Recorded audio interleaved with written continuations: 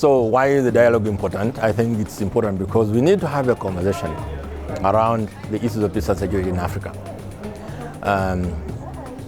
As we end 2024, we have quite a number of crises on the continent, from the Sahel, the Horn, the Great Lakes region.